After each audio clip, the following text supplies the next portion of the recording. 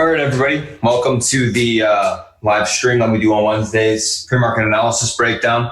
Welcome. Thanks for joining us this morning. This is Spartan. Beth's going to come on the mic. There's going to be a couple of different things that are going to happen this morning. Beth's going to come on the mic. She's going to give you the breakdown of kind of the macro environment, any news, events that happened overnight, what the commodities are looking like, what the general market's looking like from a shorter to longer term perspective.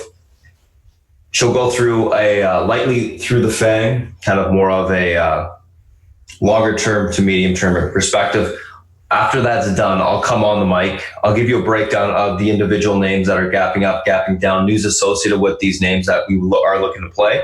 We'll talk about those. We'll chart those out from a technical perspective, and then we'll go through the FANG. We'll also do the same with the FANG, chart that out from a technical perspective, and write up a pre-market action plan for those names for the open. So we're basically going to figure out what are the key levels we need to be watching this in the morning, and then what are the two ways we can play them on those gaps.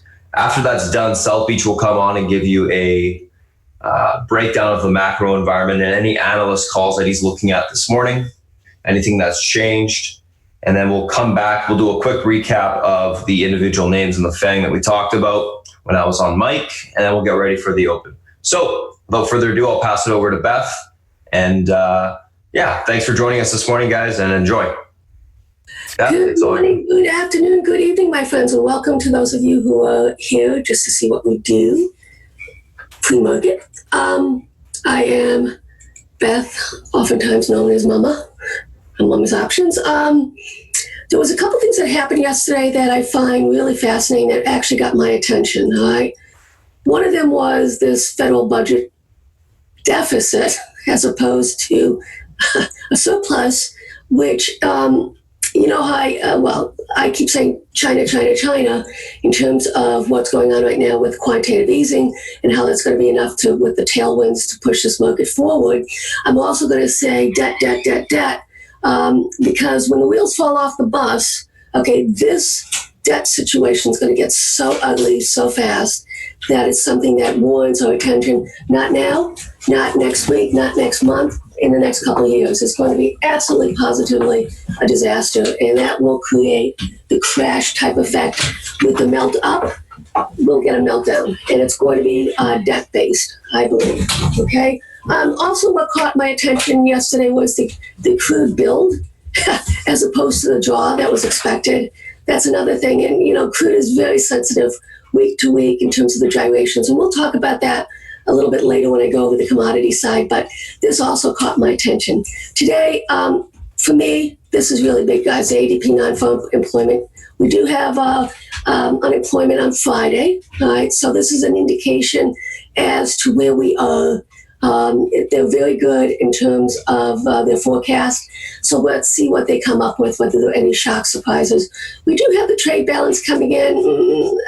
The only thing that would make it really noteworthy would be if it was really a large change. Now, granted, it is a change from here to here, but we'll see what happens.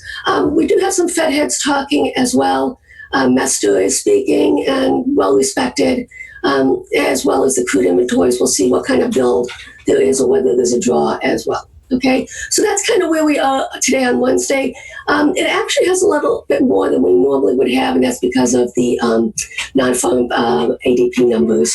And we'll see what happens, okay? Then we get tomorrow into labor costs, which is obviously something very important in non-farm productivity, okay? Let's get to sentiment trading. I love this this company.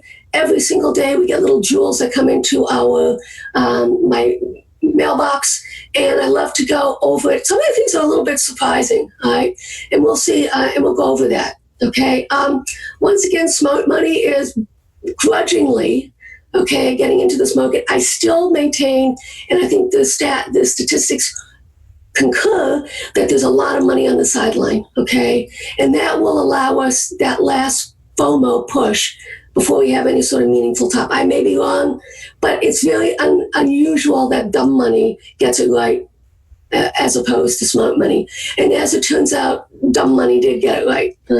Who would be dumb money? Us, or small investors, traders, things of that nature. Okay, mom and pops, right? Whereas the institutional side, they're not buying into it. Right? They're just not.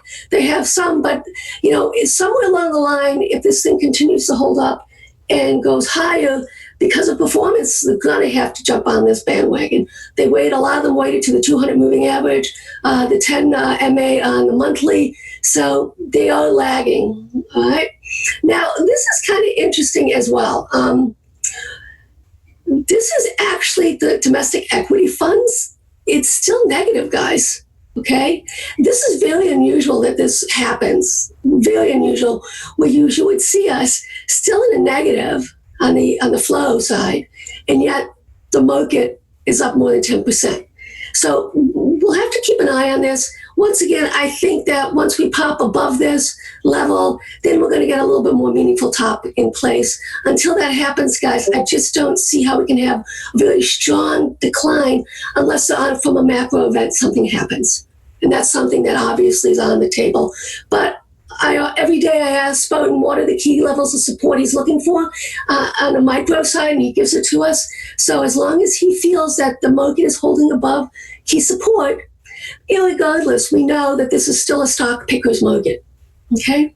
But this is kind of interesting. When the S&P is up greater than 10% and the funds are below zero, fund flows are below zero, look at this, guys. Very bullish. Another wonky stat that supports that we're going much higher in this market and that we're going to enter the last phase of the melt up, which could last years if possible, as long as China is doing what it's doing in terms of quantitative easing and can lift its economy up. Okay. Now, there was an interesting article that came out saying that in the next 10 years forward looking, that the Chinese growth will be at 2%. So that's what's going to cause this market to really get ugly, right? But as you can see, they were given back. So all of these rallies, guys, were nice pulls. And that's the nature of the beast of any sort of market going up or down. They're going to have corrections, counter trend. And the stronger the move that you're getting, the stronger the correction.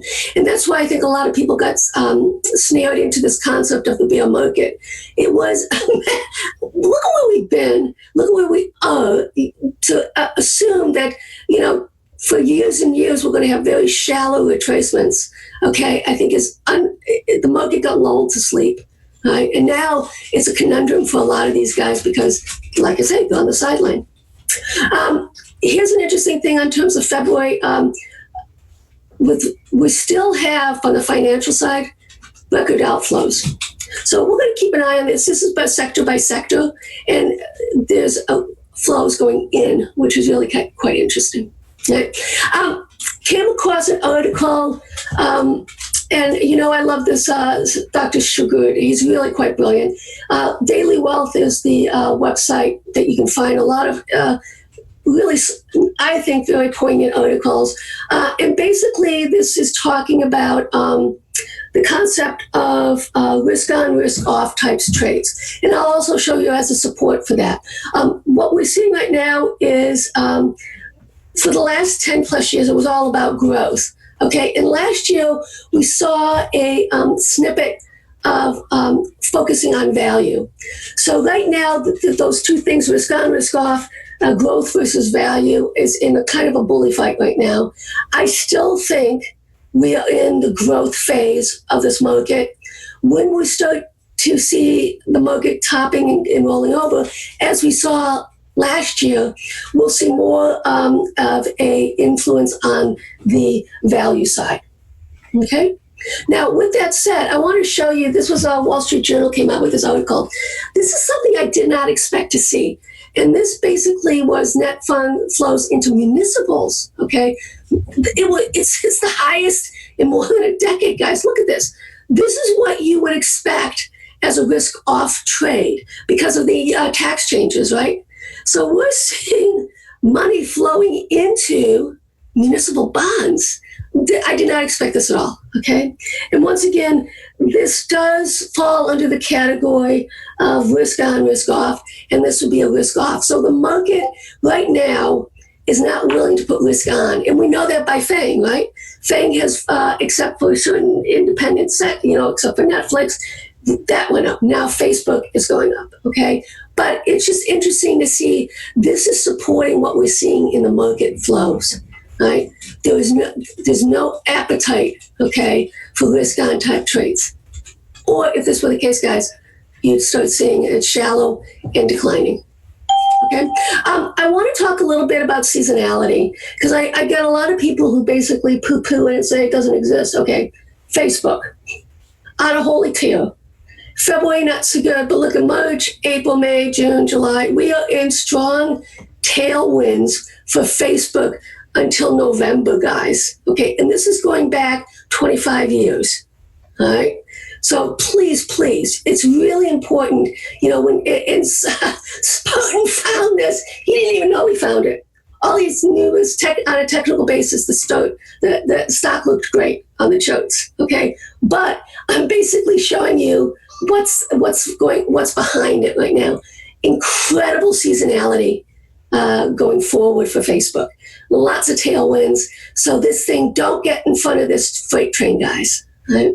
And as you can see here, it also says the same thing. I love my stats. 100% probability that Facebook will be up at 205, okay, come August. Do not get in front of this freight train. Okay, that's my fun stuff. All right, let's get back to the basics here.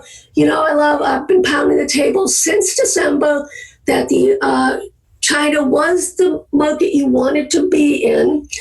Still catch up, guys. Has to get up to the 78.6% to match our rally. Still moving forward, doing what it needs to do, okay? And with the conference that the China is having, they rolled out what they were going to do in terms of quantitative easing, okay? Yesterday, I saw AEM, I saw FXI, and I saw SHR ETF scanning, and those are all supportive of the Chinese market in the Pacific Rim.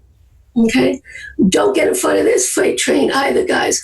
I love being in this sector. I've talked about it since the end of December, and I think it just goes higher, and it will outperform our market. I really do believe that.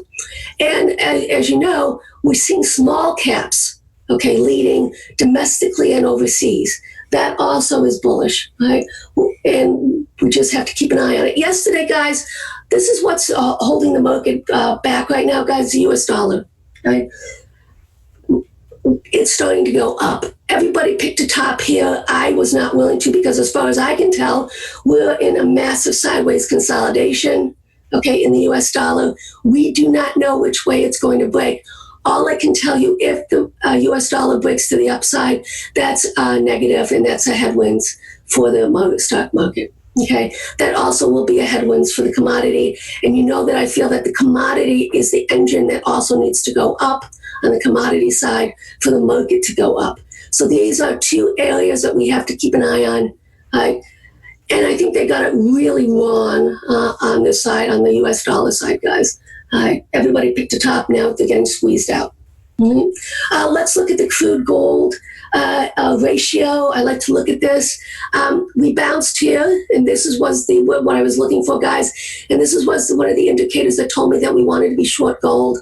Right now, I think we've hit resistance level, and I think we roll back down. So yesterday, I did shout out in the options, ideas, and flow that I was buying GLD out of the money calls. I did do a starter on that, and we'll see if we start to get confirmation with a candle down. Okay, let's take a look at this on the weekly. I will add into it. Okay, all right. So this is what it looks like on the weekly. All right, and as you can see, this is a certain commodities, certain stocks, certain ETFs trading channels. Commodities as a whole like to trade in channels, guys. All right.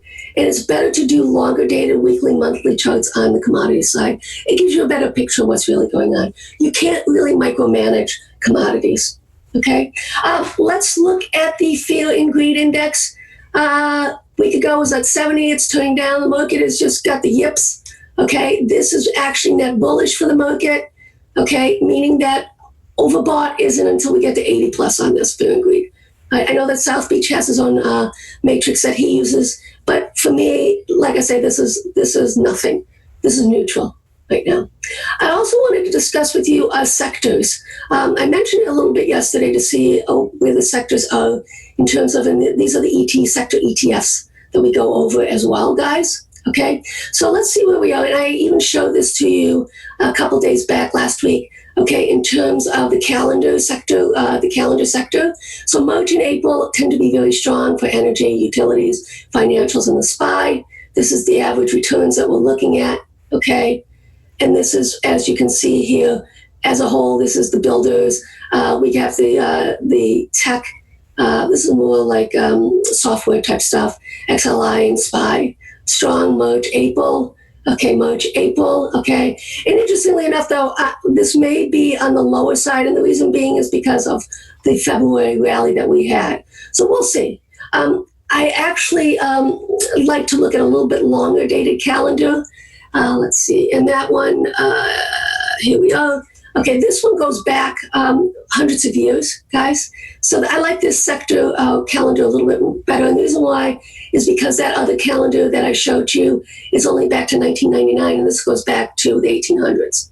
Okay, so this tells you in terms of seasonality, healthcare, right, materials, telecommunications, and as it happens, Qualcomm.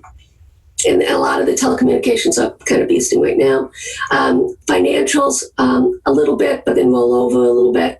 And actually, this is on the inverse side.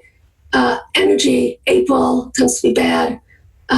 Oil, and as you can see, biotech has strong seasonality until July. So a lot of what we're seeing right now, and South Beach talked about this, and I was questioning him about it, is he feels that we're actually seeing sector rotation happening right now. Okay, and I tend to agree with him. I think that, and that's why it's really important to have someone like Spartan guiding us, because he just keeps picking. He was on fire yesterday, guys. I gave him mad props on Twitter. It was just absolutely stunning what the guy was coming up with.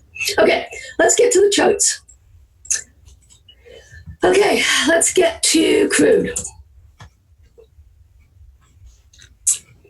As you can see, still sideways consolidating, guys, and this is why you just don't want to, in the middle, when it comes to commodities, you want to buy support, sell resistance. You want to buy when nobody wants to buy. You want to sell when nobody wants to sell, right? So we've been doing really well on the commodity side. I told everybody I lightened up on the vast majority of my oil sector, okay, and I'll put it back on when we get to here. It's a low risk trade, right? I know exactly where I stop myself out. If I hit 55, and I would stop myself out right down here at 54.80 if it breaks this uptrend line. All right. This is the daily. Let's look at the weekly. Okay. As you can see, we also were sitting on a fib. And guys, when fibs line up with the charts, that makes them all the more powerful. Right? So that's something that you have to be aware of. And that's why I love it. Like this fib is all clustered in these EMAs, and they come in, and I love it. Okay, so right now we're sitting on the 38.2% fib. I have not done the fibs to the downside because these will correlate fine. And this is what we need to know anyways. Right? Gold, like I say, I got everybody out, and I'm starting to get back in, right? Yesterday, and the reason why, right here, guys. Isn't that beautiful? 1, 2, 3, 4. It held these supports. Okay? This is why, they're all buying up top here, and I'm telling everybody, get out. And now I'm telling everybody, okay, start a position. Only a starter. When it comes to commodities, it's more an accumulation. You pick your levels as to where you want to accumulate. You're not going to get the high. You're not going to get the low. But if you do the technicals and you see what's going on with the underlying, you can get pretty damn close. Right? So this is where I shouted out on the gold side, GLD, that I wanted to go long. And I did go long GLD. Right? I have not added on to GDX yet because it's hasn't shown me. But look, isn't this beautiful, guys? And this is where we got in yesterday on this bottom 121.07. I love it. Love it, love it, love it. Okay. Let us move on here. Let us go. I'm going to look at natural gas as well. Spartan, looking at it, it's interesting. I think we're going to get a trade here, but there is hesitancy. I agree in terms of Spartan and myself because it basically gives false breakouts. It has been giving us false breakouts, but it's something worth watching. I mean, it's something that I'm going to keep an eye on, right? And I may shout it out, but I'm finding that at least with natural gas, until we get into the seasonality, which is not for a couple months, it's more of an intraday type trade scalp. Right? Okay, let's take a look at some of our ETFs. Let's look at XLP, consumer staples. And guys, all of these, I'm going to be looking at weekly, monthly type charts, but the weekly suffice. Sideways consolidation. Ideally, we hold this fib 61.8%, 53.68. If we do not, we have another support line coming in on the weekly down here.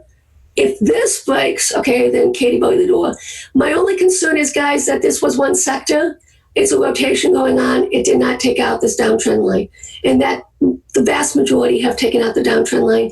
The consumer staples has not, and there's an issue there. I'm going to defer to South Beach on that because that's what he does so well, picking out these sectors that rotate. Okay, let's look at XLI. Okay, topping. Got to be worried about that.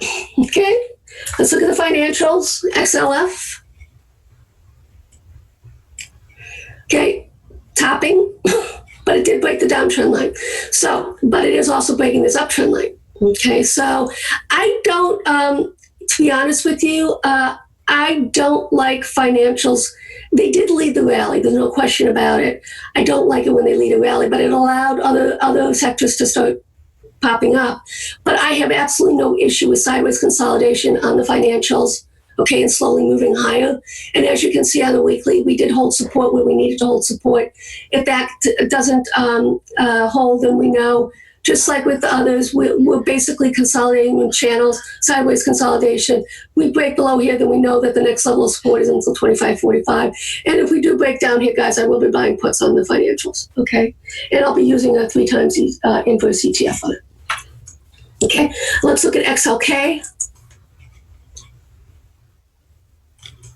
This is the tech one, but it's interesting what's in this. This is more like Facebook is in this, Netflix is in this, so it's a different composite, right? It also is showing topping, but as I said, as long as we hold up, okay, and ideally, this is what we want to see.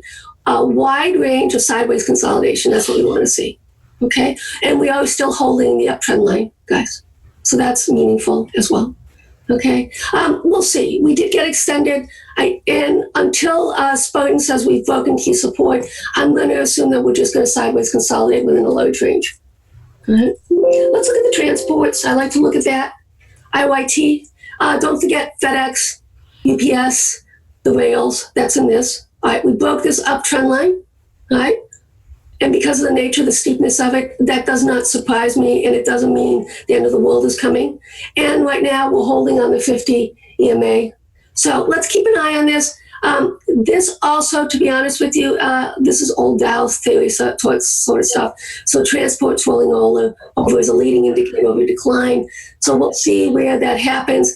And in this regard, to be honest with you, because the fibs did not line up as well as I would, well, we do have this fib right here. I'm going to put a fib in off of this rally, assuming that we have a top in place, okay? And let's see what happens where we line up, okay? So as you can see, these fibs are lining up very closely to each other. Irregardless, I like this fib right here, 183.55. We've got to keep an eye on this, guys, okay? So this will be one indicator that would be, we're all looking for red flags, right? Failure, red flags, failure to pop the top, failure to hold of support. That's where we are in this rally phase, okay? But for me, because of where we are, I would not be surprised to see it get down to this, sideways consolidating this wide range. That actually would be a perfect scenario. If we break this level here, then I got to start saying that a more serious decline is going to happen, okay? Let's look at the IWM. This is also one of the leaders I like to look at. As you can see, there's similarity in terms of the other ETFs. This last phase was the leader in the rally. Now it's starting to roll over.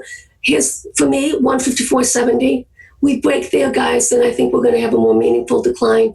We do have some mild support here at the 50, but to me, we'd get down here, guys, to the 100 EMA on the weekly. Okay, this is another thing on your blotter you should be watching, you should be looking at carefully. This is an important thing. All right, so 155.20 on the IWM. I still think that IWM will be somewhat of a leader, but I was so excited. Well, let's get to the futures first before I talk about what's going on with FANG. So here we are with the futures. We know why we're having a hard time at this level, okay? But I can tell you not if, but when it breaks us out, this is going to be massive support for the market, okay? It's going to take time. As you can see, still holding up where it needs to hold up from a couple weeks back, okay? It just is breathtakingly 276.30, guys. That's pretty much where and that's where Spartan said the line in the sand was in terms of the, unless we're going to get a more meaningful decline. And what do I mean by meaningful decline? We're basically talking back down here, 270.50 and 266.90. Okay. Don't forget, this was a massive parabolic type rise that we saw. It's going to take, and I have but with that said, it should be a shallow retracement, 23.6 or 38.2. I do not want to see it getting into the 50%. Okay. Because that kind of negates the power of the rally. It can happen, but the thing is, guys, I know a lot of people don't realize this, but okay, 78.6% until this gets taken out, guys. Technically, in my old school book, we can still roll over and take out the lows, but I don't think that's going to happen.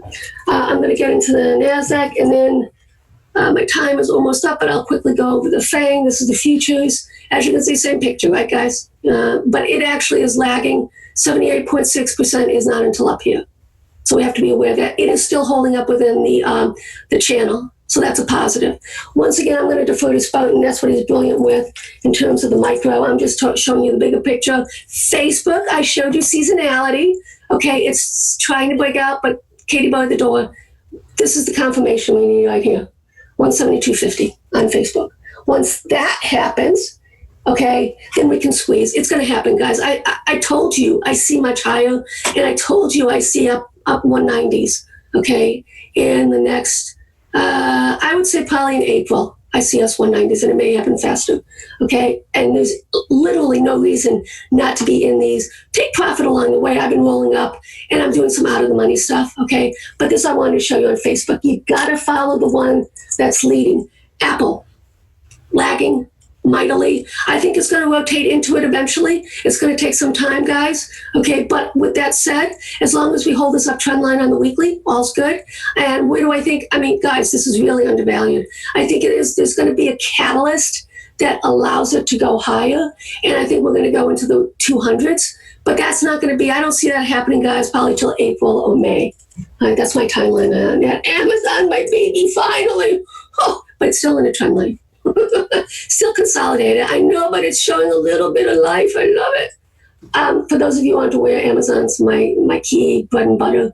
I've had to obviously do other things right now for the room, but as you can see, finally breaking, holding, okay, above support. Obviously, it's still sideways channeling, and this can do this for months and months and months. All right, so but it's a nice enough range that we can make some money on it. Finally, we're breaking through the 50%, so now we're going up here. Okay. Netflix has gotten tired. We see it, we know it, we understand it. Rotation out of Netflix into other things. That's okay. I don't mind. That's okay. It's still holding up fine, right? I don't mind making money on Facebook. All right. And Google. Let's take a look at Google, and then I'm going to be passing it over to Spartan, let him do his thing. Looks good. One of the strongest of the FANG, right? Look at where it is. It is, however, it needs to break 1170, 75 zone. Okay, and then it can start to move higher. And basically, we have an extension trend line here, and then another trend line right here. But It is lagging also, 61.8%. So the FANG as a whole we know is lagging, and the reason being that's risk off, right? From October to December, okay, the institutions basically took a ton of risk off. Right. A lot of that money's left, not coming back, especially when it comes in terms of these institutional advisors for their clients. They don't make changes willy-nilly. It's multi-year changes. They basically took off financials, right? They lowered their exposure on financials, and they lowered their exposure on FANG, risk on type trades, and they basically piled into risk off. That money's gone. That won't come back for years to come. But in terms of the shorter term traders, in terms of money under management, we'll see what happens. Okay, that's my story. I'm sticking to it. My friend, are you ready to go?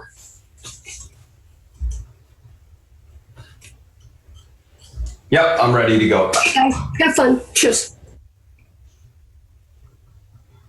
All right, thank you so much, Beth. Guys, welcome. I'm just going to quickly pop up the screen share here. Guys, if you're new to chat, I'll pop up the Discord. I'll give you guys the Discord link in a little bit, right before they open. But everyone else that's new to the stream, thanks. Beth, if you're just joining us now, Beth just went through the kind of the macro environment, bigger picture stuff, anything that's affecting the market over the last 24 hours in terms of news or changes in commodity market, etc. This morning, I'm going to be going over some individual names that are gapping up, gapping down. We're going to be talking about the news associated with them, the technical levels associated with those gap up, gap downs that I'm looking at, and we'll talk about how to play those things both directions on the open, because when a stock moves, especially on a gap up, gap down, it can either, push or it can sell off. You got to figure out which ways it can go and what to do if one way occurs or either way occurs. So let's take a look at kind of what we got going on today. Pre-market tickers on watch, a couple different things. NEO, BPTH, AMBA, DLTR, ANON, AON, and THO. So a couple different things that I'm looking at that are gapping up, gapping down today. Let's talk about the news associated with them. NEO, guidance down, Q1 expected revenue 202 to 220 versus 263.9 million expected. Stocks down, of course. All the retail was wrong. Everyone that was, a lot of the option flow was wrong. I love seeing this because it's capitulation and the shorting is pretty easy. It's fairly directional to the downside. That being said, I covered most of my short here at 8:38. We'll look to probably play it again on the opens.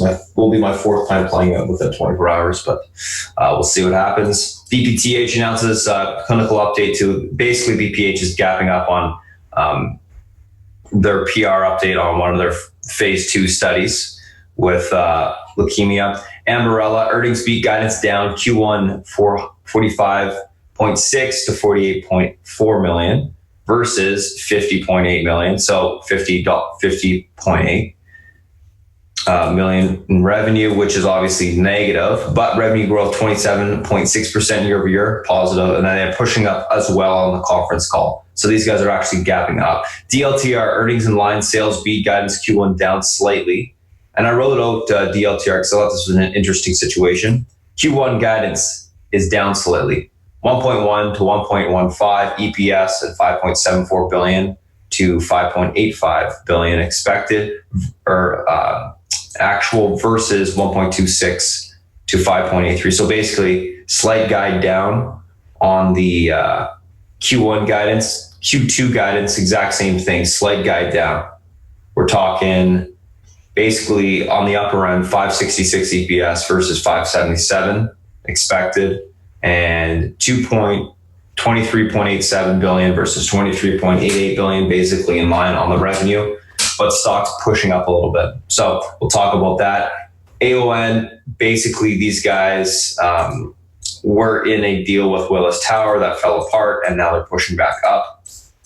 THO, big miss on earnings, negative 10 cents versus 88 cents expected, and that's why those guys are gapping down. So let's take a look at those charts and kind of go through that from a technical perspective here. So a couple things that we're looking at.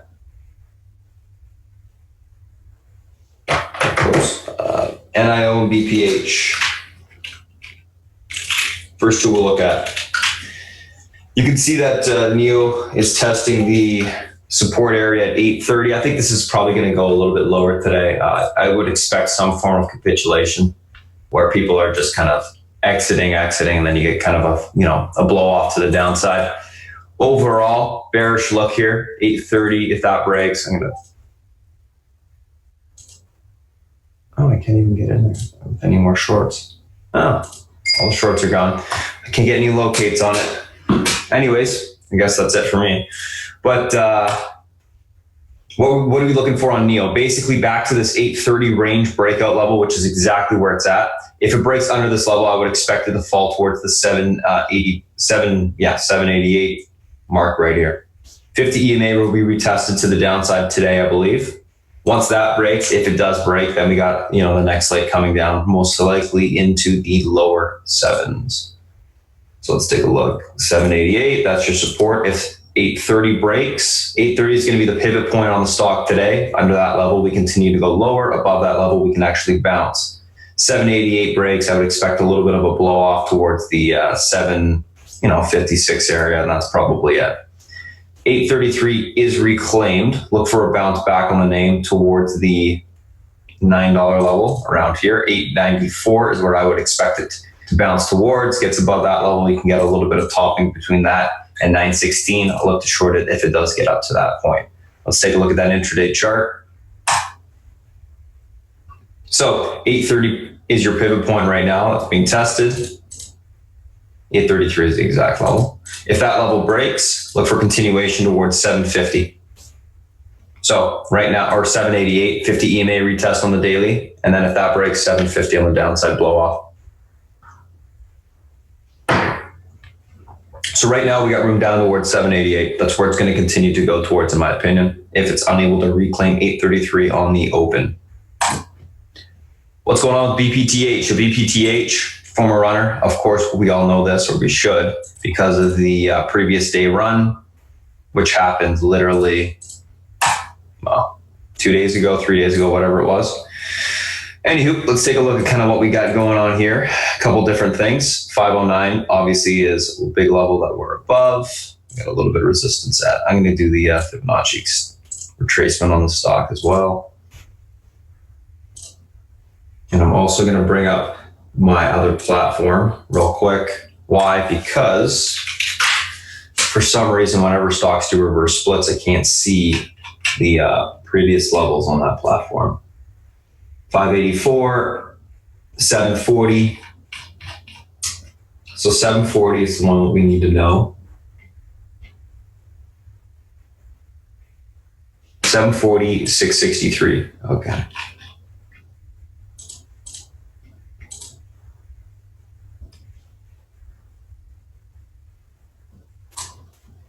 So we can see the 740 area lined up already. So 740, which is the Fibonacci as well, 663 support.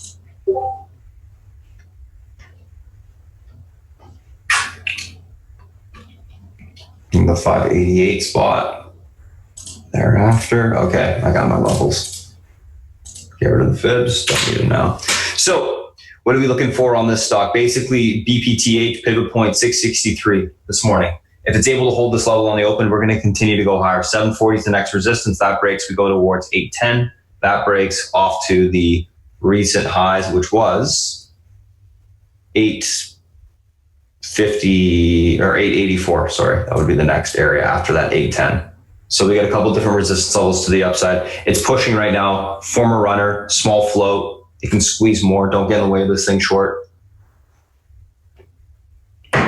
I'm not in this long. I'm going to wait for a pullback, wait for it to create some sort of flag breakup, and then I'll take it long on that pattern. So that's what we got going on BPTH. Basically, 663 holds. We should continue to go towards 740. That breaks 810. That breaks 884. Keep it simple. If 663 breaks, it's going to fail, sell off towards 588 most likely.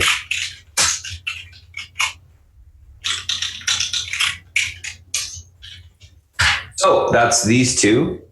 Let's take a look at the next two, Ambarella and Dollar Tree. as well. And guys, look, NEO is, if you got borrows, it's going towards 788. I don't have any. I was trying to add into my position. My average right now is 911.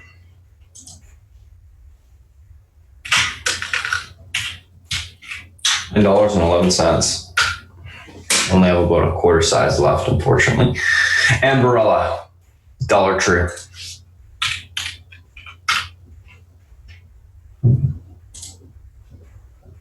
So let's take a look here.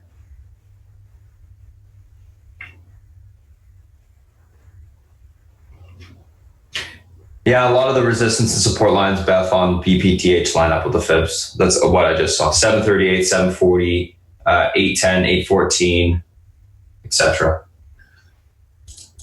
Which is true to most support resistance areas, I think. But anyways, Amberella, let's take a look at this, guys. Earnings beat, guidance down, basically up on the year-over-year growth in the conference call. Nice chart. Let's take a look at the daily. Coming up off the bottom, it's a lovely looking chart, actually. Let's do this, hide the drawings. You can see this huge range break off the bottom. Biotechs have been looking really good in the last, couple weeks. Well, last week, I should say, is when they started to look good. A couple different levels here. We got to take a look at a 44.10 pivot, 45 resistance, 42.93 support. And I'm going to go one above. We got to look out a little bit further. 46.13 resistance. Okay, we got the levels down. Pivot point, 44.10 support, $43. First resistance, 45. That breaks 46.10. Basically, they're at almost dollar increments on every single level, which is pretty cool. Makes it easy. 44.10 holds. Look for continuation towards $45. That breaks room towards 46.10 on the upside. I'm leaning bullish on the name. I'm looking for any sort of pullback, grab the stock long. I think we'll get continuation higher. If 44.10 does end up breaking, look for a pull towards $43. I think that should hold, and we should continue to go higher. Great chart on the daily. Love it. Looks gorgeous. I think we see continuation.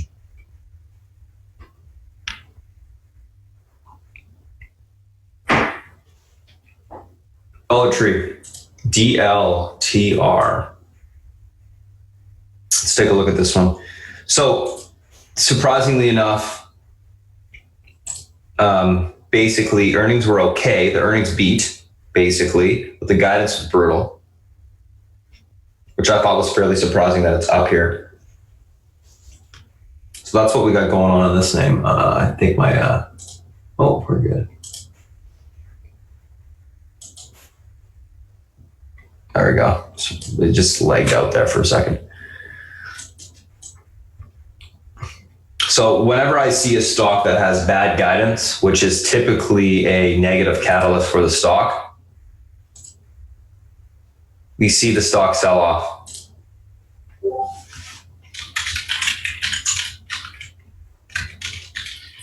So if the stock holds up on negative guidance, we typically see the stock continue to squeeze. I'm going to show you an example right now.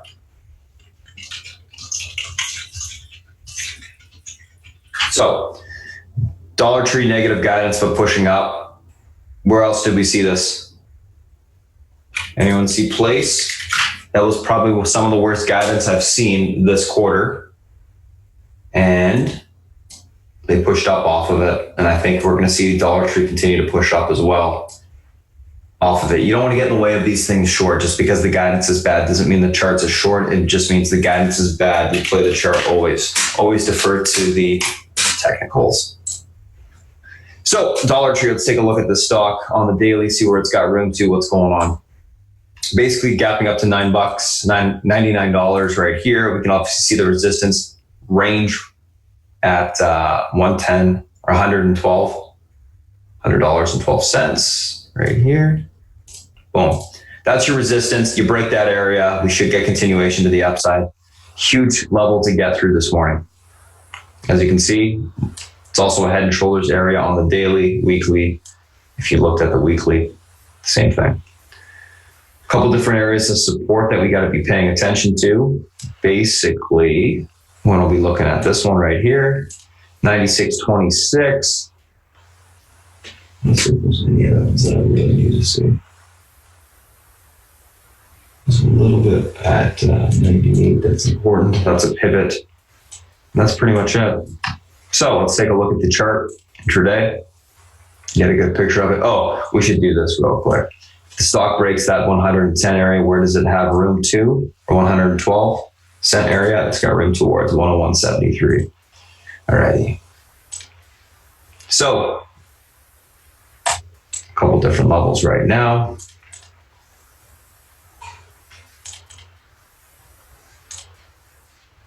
Pivot point, 98 bucks. This holds, we make a flag, we continue back towards 100, then to 101.76. That breaks, we can continue to blow off to the upside. It's got a lot of room. If it's unable to hold 98 bucks, look for a pullback towards 96.27 or lower. Facing, take the stock long. I think it's going to continue to go higher. It looks good for a continuation push.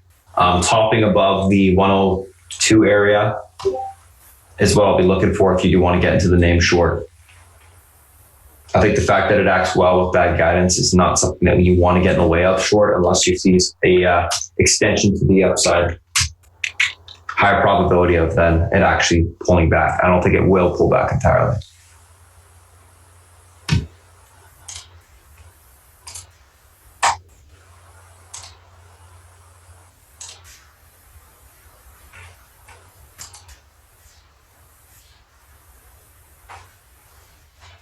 So that's what I'm looking for in regards to these two. Let's take a look at the next two.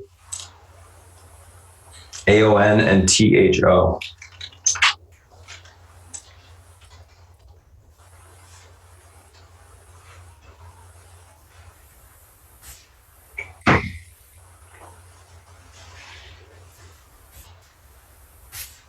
So AON, Willis Tower gains on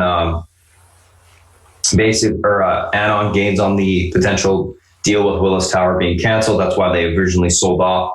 They got a little bit more room to go until they fill the gap, which I think is important to note. So different levels here. Basically, you got this little resistance at the 166.86 spot on the daily. You get above there, we should be able to fill the gap, which should be around 170.54 spot. Unable to hold that spot, look for continuation sell-off back down towards these two support levels, 164.69 to 162.74. This should be able to hold up and push. That's your pivot point. These are your two support levels that should hold. If they don't, look for a sell-off and continuation lower. If they pull into these levels, they do hold, grab it long. Able to flag out this morning, take it long. You got at least 3 points to fill the gap. 3 points and change. That's your resistance levels to the upside. Look for continuation higher, essentially is what I'm saying.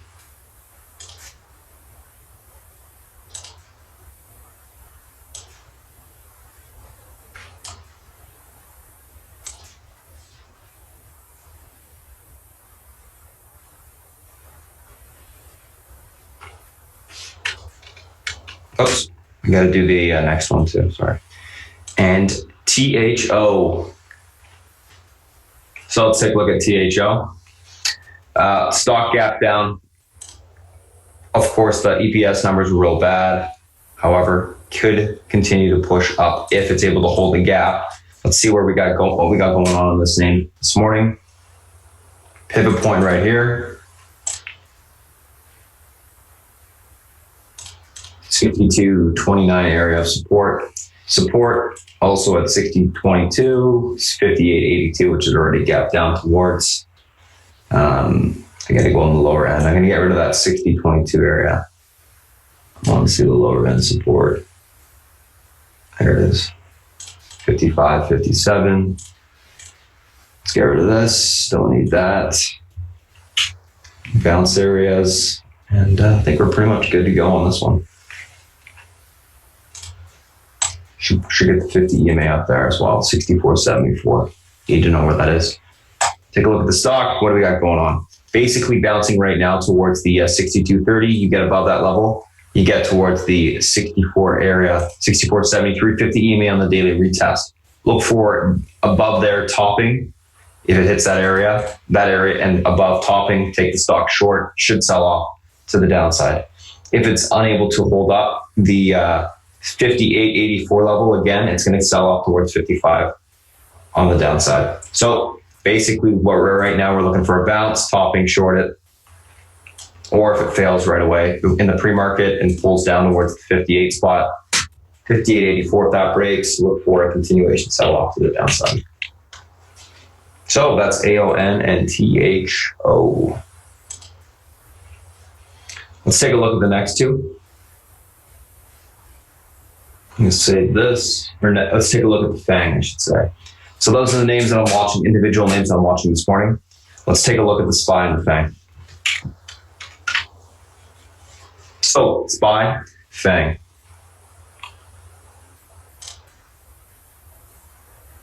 What's going on with the SPY this morning? Basically what happened was the stop, when we did sell off, we retested the uptrend, or the downtrend that broke on the daily, held up, we're stuck within this range. These are all support resistance levels. Big pivot points that we're stuck between today are 278.30, resistance 279.30, same as yesterday. Basically the big range levels that I'm looking at are 278.30 and the 288.30. Until we break out of these two consolidative levels, we're going to bounce around in them. So watch the 278.30 to hold up if you want to see continuation to the upside. If that breaks, we can sell off towards 277 to 276.40 mark. If 278.30 holds up, we should be able to bounce back to 279.30. That breaks, we can get to 280.30 on the upside. I think it's going to be another inside day, for the most part inside day. We need to be paying attention to this in the short term, which is going to be the hourly flag that has been forming. You break the downtrend, we should have a little bit more room to the upside. We are still stuck in these range resistance levels, but that is a positive for us. So watch that mark. Other than that, if you look at the daily on the SPY, you can see that we're kind of stuck between a couple different levels. Market is trying to hold up this range. We got to get through the top to get through and push, get the next leg up. Overall, we're just consolidating. A couple of the uptrends have broken. Short-term downtrends have broken. We're still above EMA support on the daily. So, I'm not too concerned until, if that breaks, then I'll go, okay. Now we're looking a little bit more bearish. I think it is getting a little bit tired, but we will continue to trade within the range until it breaks. So that's what's going on right now on the SPY. So I'll take a screenshot of that and move on to the next.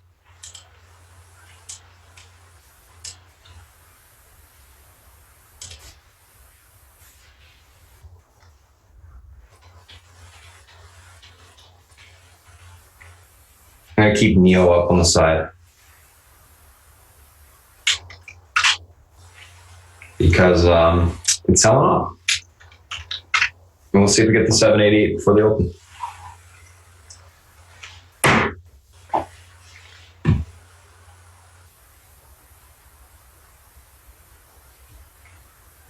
Looks like we will. Okay, so let's take a look at some other names that we got going on today in terms of the SPY and the FANG. And let's start with Apple.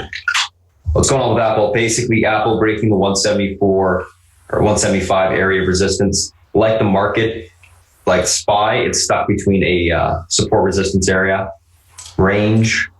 We got to be watching a little bit of a downtrend break. Same concept as the SPY. You break this, we go back to 175.50. That breaks back into 176.40, so on and so forth to the upside. 174.50 is a huge support on Apple. If that breaks, we get room all the way down to 172.80. So you can see that right there. So we got to see if we can break this downtrend on the open. If we do, we should see continuation higher. If we don't, I'd retest. I would look for a retest of 174.50 and a break for continuation lower. So that's what we got going on Apple today. Let's take a screenshot of that and move on to Amazon.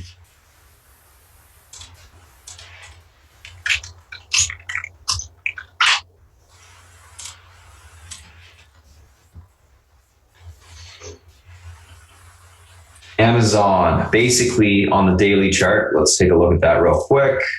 What's going on?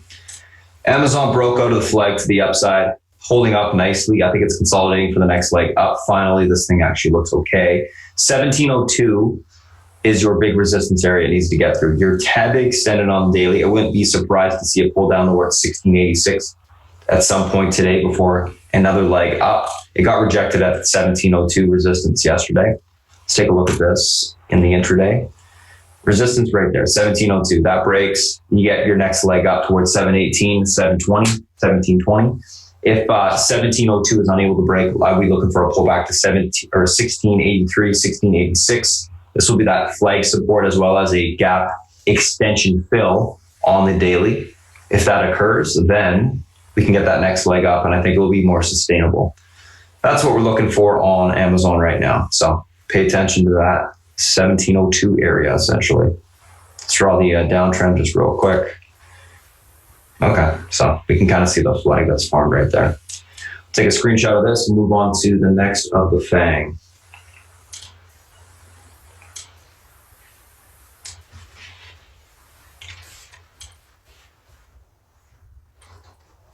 Amazon, and now we take a look at Netflix. So this is an interesting situation on Netflix. Netflix yesterday, we saw a lot of call buying on it. It sold off, got a little bit of a break of the support level, which was 353, huge level of support. That holds up, we get a bounce back towards this downtrend area, which you can see where it's trying to go to on the reclaim of 353. So the big hold is that support area this morning. That holds up, we get a push back towards 358, which is going to be that downtrend test on the daily. Looks fantastic in my opinion for continuation. If that 353 holds, I'd be watching for sure, guys, some out of the money calls, 360, 360, 250s, 365 this week, something along those lines. If that level holds, because it doesn't have the room to push. The downtrend today is going to be about 358, 358.50. Retest, that breaks, you get your continuation higher. You can get through the downtrend. I think we can see 366 to 370s by Friday. Yes, that high. Because it will be a huge flag break on the daily. So I don't know. We'll see what happens. But 353 is your key this morning. That breaks to the downside, 347, 346 support, 353 holds, 360 to 358 retest upside.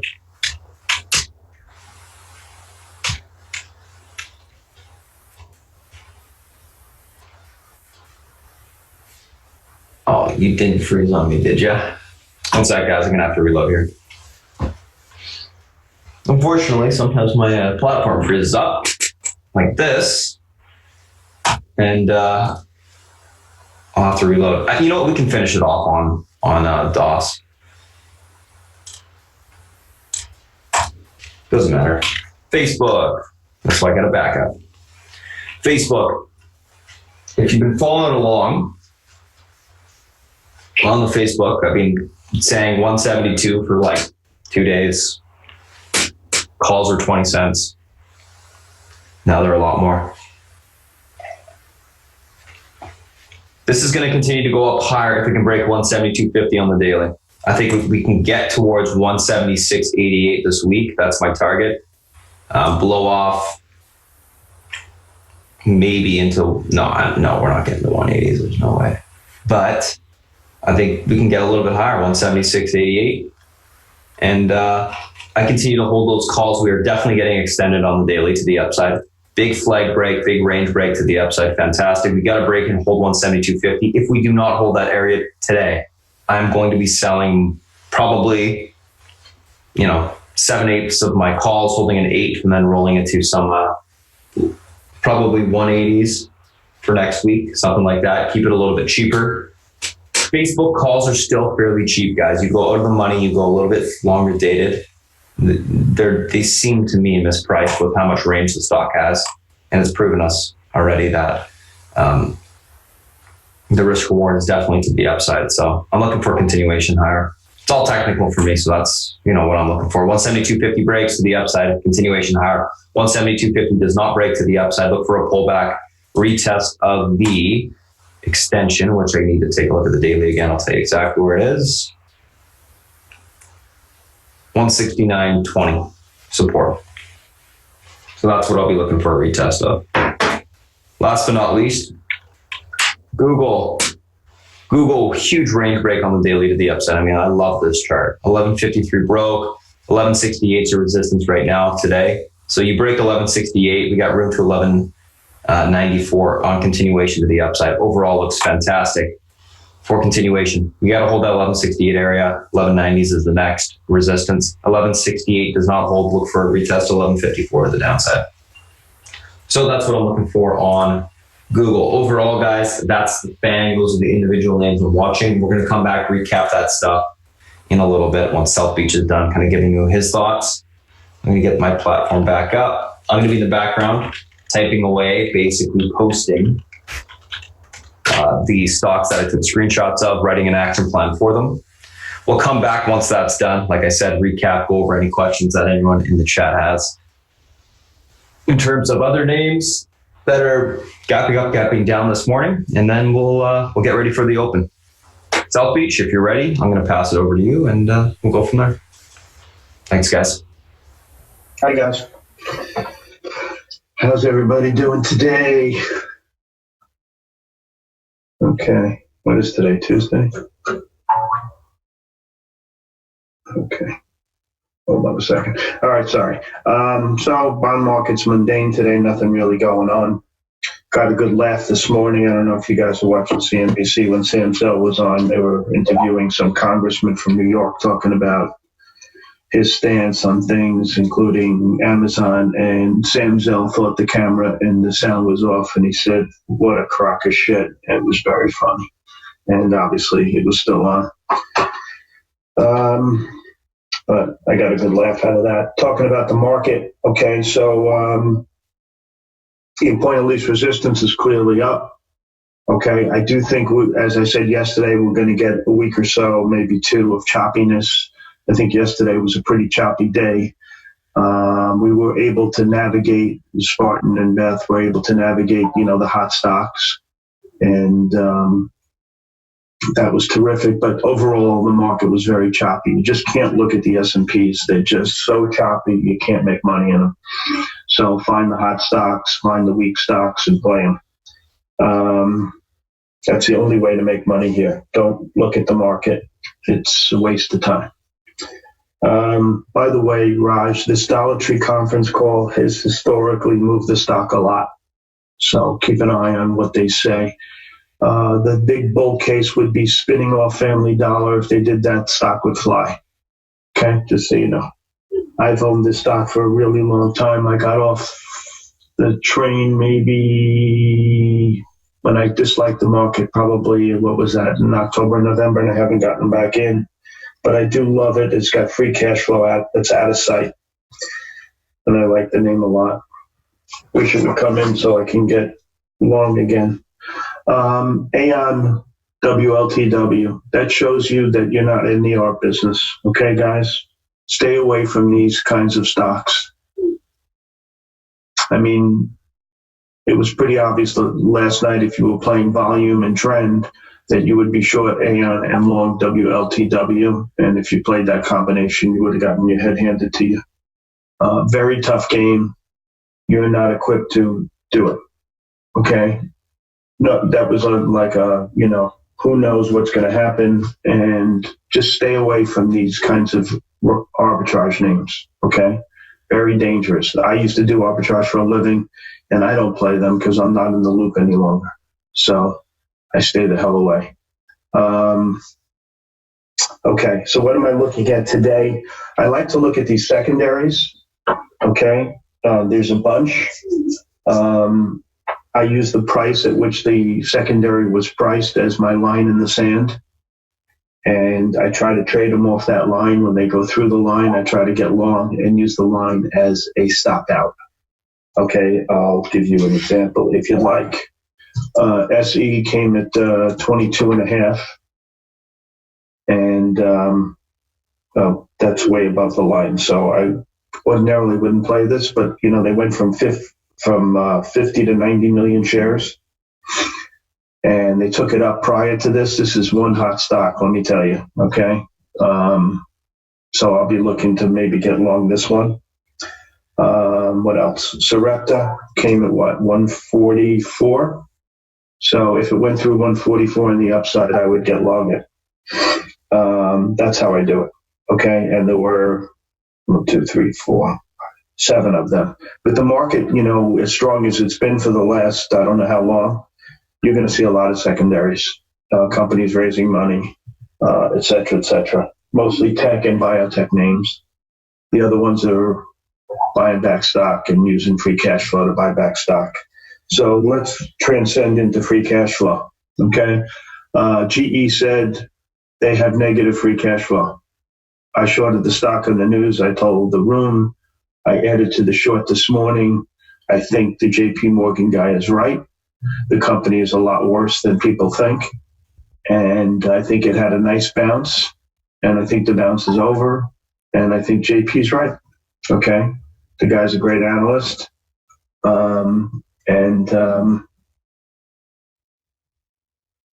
GE told you things are bad. Okay. Free cash flow is bad. The company's bad. It's that simple. You need free cash flow is like the blood circulating in your body. You have to have it. So I'm short that name. I added to it this morning. I don't like it. Another name I'm looking at is another name he hates is Triple M. He thought it would go to 150. It's been nothing but net since. On any weakness in the market, I'm going to visit that name. I keep that in the back of my head at all times. What else am I seeing this morning? ALNY just reinforces why I hate biotech. Okay. A little nuance here, a little nuance there, and what looked like a really good report on a drug turns out to be, the money-losing situation. Is it still there? Yeah. Okay. I hate these freaking stocks. What else am I looking at this morning? I think the choppiness is going to continue to exist. This BPTH, it's amazing. When these companies have really low floats and they're flyers, after the first day, maybe you wait a day or two and they come back and revisit the stock. This company has a tiny market cap. I'm long another one with a tiny market cap. I think Spartan's in it too. Is this XNet? Let me see what their market cap is. And I think they're going to come back and play this one. It's 40 million. The other one was even a lot smaller, but I think they're going to come back to XNet. I'm long that name. I'm sure GE, what else? I have some tenant healthcare. I paired it a little bit yesterday, but I'm long a little bit of that. What else?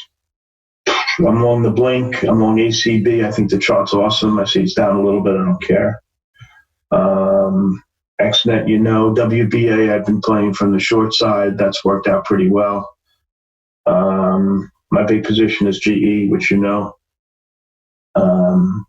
what else? That's it with that. Let's go over the research. Okay. VLRS, and on the long side, VLRS, LYB, and Vulcan, VMC out of Goldman. Good calls on all of them. I think that's the only long calls I like. Mylan isn't bad, a long call out of Morgan Stanley. That's it on the long side. On the short side, Goldman looked at these Mexican stocks today. They downgraded ASR and PAC. I think they're okay calls, not terrific. The best call to me is the VMware call. I'll be watching that one. Trip was downgraded by Cowen. I'm not a real fan of Cowen. Teva was downgraded by Morgan. That looks like a pretty big call. There's a lot of really smart guys, including Buffett, long Teva. But I think it's worth a shot. And CSX was downgraded by Stifel. I thought that was interesting. So no upside left in that. A couple of guys upgraded Target. Yeah. Wasn't thrilled with that one, just so you know. So here's the secondaries that I was looking at. VCYT, ASMD, which I'm not thrilled with. I'll probably not be involved in that. I like this NVTA, SE, Sarepta.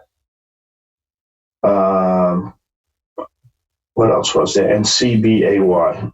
I think SE is the one to focus on, and NVTA, to be honest, and maybe Sarepta. So I'll be looking at those. Okay? You guys understand how I play this game? I do that on all the secondary. Yeah, I mean, SE long 22.5. If you can get it there. I don't think it will, but I'll give these guys a second to see if there's any sellers. There are 90 million shares out there. So, there may be a lot loose. But the way it's traded is pretty obvious that the short interest was really getting their hand handed to it. The stock flying in the face of a big secondary coming, and then they almost double the size of the secondary, and it's up after that. So,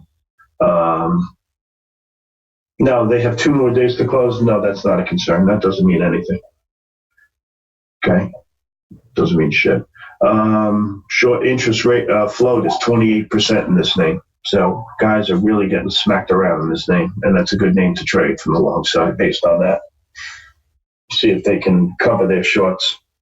What else is interesting? There were a couple of institutional buys last night that I thought were interesting. RUN is one of them, and they're speaking I think on the 8th at JP Morgan, and it was insider buying. Looking at that one. What else? MDCO was another one that I kind of liked. And MGTX, which is a really good biotech guy, Edelman, he bought a truckload of this. So I would trade it. If he bought it, then there's no news coming out for a couple of days at least, so you can trade it. What else? I think the market's okay. Acts great. Very choppy. You got to pick these individual names and look at these charts that can fly. PNC was the one I was in yesterday. It was recommended by somebody today. So I'm still in a little of that. What else? Facebook is the hottest stock on the board. That and SE, I would say. So those are the stocks I'm going to watch. Watch what's good. And these CVSs and WBAs, and they've been in the shit house, so I've been short those. I'm just trading the momentum. Bison, yeah, that was the one that Spartan, I think, was in yesterday. It looked down, and now it's flying. So he'll tell you what he thinks of that. He's been trading it. PCG looks really good, gone fishing. You see call buying, you see the stock outperforming. It's got this little wedge. If it can get above like 18.5, it looks like it can go up some. I think that's a good name. On the long side, I've been playing it on the long side. And that's really it. There's not a lot of news out this morning that I can see. GE is the big news, I guess. The fall of a legend. And, these secondaries. There's going to be a lot of secondaries. So if you think your company needs money and you'll go and home long it, and it's at the top of its range, they may do a secondary. So be a little careful in that respect, especially in biotech names, and tech, new tech, not old tech, not like a Cisco, but something new, like this, what's it called? NVTA. Okay. All right. That's it. Spartan, are you ready to roll, buddy? I need about 30 seconds to complete the last one, if you got that. Okay. Anybody want to talk about anything? Do I see Boeing hitting 420 today? I'm going to defer to Beth on Boeing. She's been good at it. And 420, I don't know why it would hit 420, but 857 target on GE. I don't know what the target is. I think lower. I don't really use targets. I just watch the momentum. As long as the momentum is bad, I'll stay short like I did last night. If the momentum got changed, I would cover. It's really pretty simple. I don't like to have targets. It's not my thing. I think my holding period's longer than Spartan's is. That's why I don't use targets, but he's great at it, and he's more technically oriented, and I trade flow. Okay. Oh, the oscillator. That's a good question. Let's see what it is at. I haven't looked. I looked this morning. It's minus 19. So on the short side, I use it. It's a lot better. But when you're kind of sort of in the middle point like this, it's kind of wishy-washy, and it's not a great help. It comes in really handy like a few times a year, especially when it's oversold. you're able to really make a really good call. But here it's no man's land. So minus 19 is what the number is. Meaningless. Okay. Any other questions? So overbought. It could stay overbought longer than you could stay solvent if you're short. So I don't use it for overbought at all. Okay. That's my thing. Okay, guys. Spartan, take it away, buddy. Thanks, everyone. All right. Thank you so much, South Beach. Guys, check out BPTH. It's going to break that 740 area probably pretty quick here. If it does, you get a blow off. This morning, I'm not taking it long until I see a leg break to the upside. I think that's the only way to do it right now. So let's take a look at kind of what we got going on this morning. Do a quick little recap of everything we have on the board.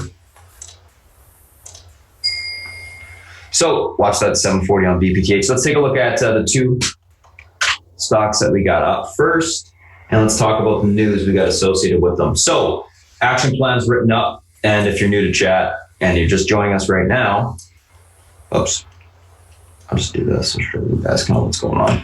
Pre-market tickers on watch, stocks that are gapping up, gapping down. This is the FANG that we charted out this morning from a technical perspective. This is the action plan for the individual names and the charts that we talked about. So let's kind of go through that. Let's talk about the news first associated with these gap up, gap downs. So pre-market news that we're looking at: NEO, BPTH, Ambarella, Dollar Tree, AON, and THO. NEO guidance down, Q1 expected revenue 202 to 220 million versus 263 million. Big thing here is retail was wrong, institutions were wrong, everyone was wrong on the name. So there's going to be some capitulation to the downside, in my opinion, on the open. We'll look for a blow off. We'll talk about where the levels are in a second. BPTH, low float stock, former runner, announces some interim results with their phase 2 study. It's just pushing up on that. A little bit of volume came in, pushed the stock up. We'll see what happens on the open. Ambarella, earnings beat, guidance was down, but year-over-year growth good, pushing up on the conference call. Dollar Tree, they pushed up on the conference call as well. Guidance was bad, earnings were okay. So that's an interesting situation. AON basically canceled the deal, or the speculation of the deal with Willis Tower, so they're pushing up on that. And THO, big earnings miss, negative 10 cents versus 88 cents expected. I think it's notable to point out the exact numbers on that. So let's take a look at those names, and we'll talk about the action plan that's written up and the technical levels that we got. So NEO, what are we looking at? Basically, NEO, stock broke down. 833, I covered the rest of these short, guys. I think it's going to hold up, maybe bounce a little bit. I can look to get back in. I actually did get some locates. I just have them sitting around $9. And if you're just joining us, if you're ever trying to short something, guys, get a stock short during the day that you know is going to be in play. What you should do is you just take a limit order. You set the short at way above the price so that if you do want to take that stock short during the day, you have the shares available. It's just a little bit of a trick. Quite obvious and simple when you think about it, but at that point, you can decide to change the amount to get into the stock, or you can just leave it and don't take the stock short. Anywho, that's kind of, something that I always do. Anyways, what are we looking for on this name? 833 is the big pivot point on the stock. This area breaks to the downside and holds this morning. You sell off towards the 50 EMA on the daily, $7.88. That's where you got room to. 833 holds, look for a bounce towards 895 to 915. We can look for the topping there, take the stock short, smash it back down. I'm thinking we're going to get probably a little bit of a yank to the downside, capitulation, and then you might see a bottom and we can go long, maybe around, I would like to grab at 750s. Otherwise, I'm not touching it. Risk reward is to the downside still. BPTH, 740, big resistance level to the upside. That breaks, room to 810. That breaks, room to 888, recent high. Nice chart. So we got to get through that 740 level for continuation, and then we got some different resistance levels to get through. 683, this is your pivot point on this run this morning. That holds up. We get continuation to the upside. That breaks down. We sell off, fill the entire gap. Most likely this entire push up will sell off. That's the pivot point. 663, 588 will be your first support area. If you're looking to short it, the easiest way to short it would be to wait for that area to break because it will be confirmed rolling over. If you don't, then you're going to be trying to pick the top. How easy is it to pick the top consistently over time? Very hard. So take the easy trade.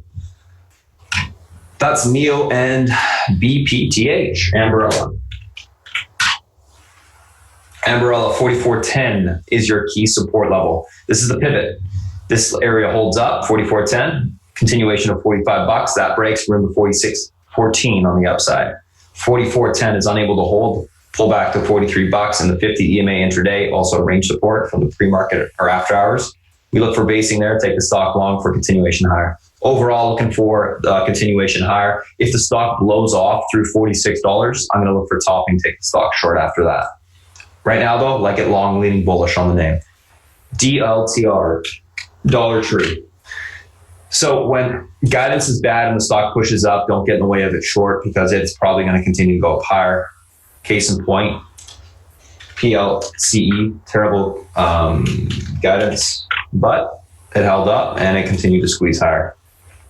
Don't want to get in the way of that thing short. You can try it when it breaks uptrend, but if it doesn't, hold down, then just get out. $98 is your pivot point on the stock that breaks. Look for 96 to 95 support, basing, take the stock long. 98 holds up, you'll get a flag break. You get a downtrend break, I should say. And you'll see a retest of 112. This should be 112. It's supposed to be, but it says 111, but all right. You get a retest of that resistance level, that breaks, room to 101.76 on the upside. We can look for topping up there, take the stock short. If it gets through 101.76, it's got a lot of room on the daily to push. So you got to be very patient if you're looking to get in there short. Best way to play it is, I think, long to the upside. So I'm leaning bullish on the name. AON and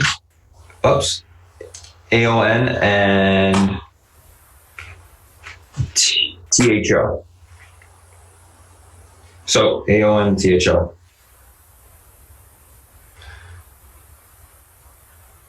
Let's take a look at these two.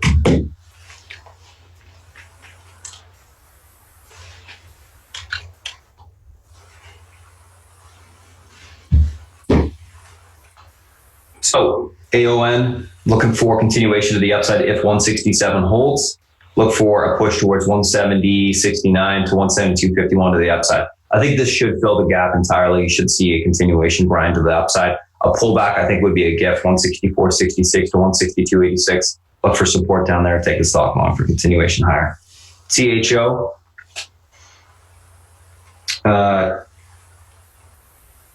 One sec. THO. 58.84 is your pivot point. That breaks, room to 55.50 to the downside. If that holds up, we get a bounce back towards 62.30 to 64.73. This is the 50 EMA on the daily. We look for topping at this area, take the stock short back down. Looking for it to roll over if you get some uptrend break at this point up here. Overall, it's bouncing. I'd be looking for a continuation bounce out the gate, play it long, and then look to flip it short in a little bit. Quickly recap the market and the FANG. SPY, 179.30, big resistance to the upside, pivot point. What happened with the SPY? What is happening with the SPY? We're consolidating, daily supports are holding, yada, yada, yada, yada. Downtrend break short term on the hourly. This is a flag break technically on the hourly. We held the flag range, great. We should get continuation if 179.30 holds to the upside into the 180.30 mark of resistance. So that's where we can get continuation to. Unable to hold 179.30, we pull towards 278.30. If that breaks 277, overall, I think we continue to grind higher. It's going to be choppy. Like South Beach said, avoid playing the S&P, the SPY. I think it's just a little bit too choppy to get into. Individual names are much easier to play. I'd rather make easy money than hard money. Apple, 174.50 is your key support this morning. If that holds up, we should see a retest of the downtrend, just like we saw a break on the SPY. We need to get through that level. That breaks 175.50 to the upside will be tested. If that breaks 176.40 to the upside is where we will go to on Apple today. Amazon, 1702, big resistance to the upside.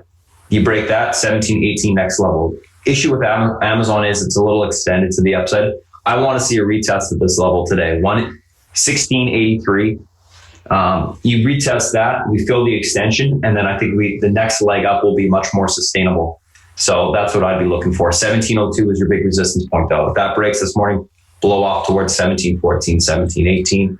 Unable to get through it, 1684 retest, and then we'll see if that holds up. Netflix. Love the chart. I think this is a great options play for anyone looking for it. One of the fangs to play today. 353 holds, a room to 358.50 to 360 on the upside. That's the downtrend that must break. If it does break, we can get a blow off to 366 to 370 this week. Love the 365, 362.50, and anything basically above the 360 mark call wise this week. I think it's cheap and worth a shot if 353 holds. 353 does not hold, 347 on the downside. Should hold. Facebook 172.50 just broke to the upside. Huge range break. I'm still long the stock on the calls, holding majority. I think we go higher. I think we get to 176.88 this week. I want to get 1,000% on the calls. I think it's very possible now. 180 March 15s are where I'll roll into if they're not too expensive this morning, or I might go a little bit higher, a little bit farther out. Otherwise, daily chart looks great. We just broke the huge resistance on the daily to the upside. We should get continuation on this,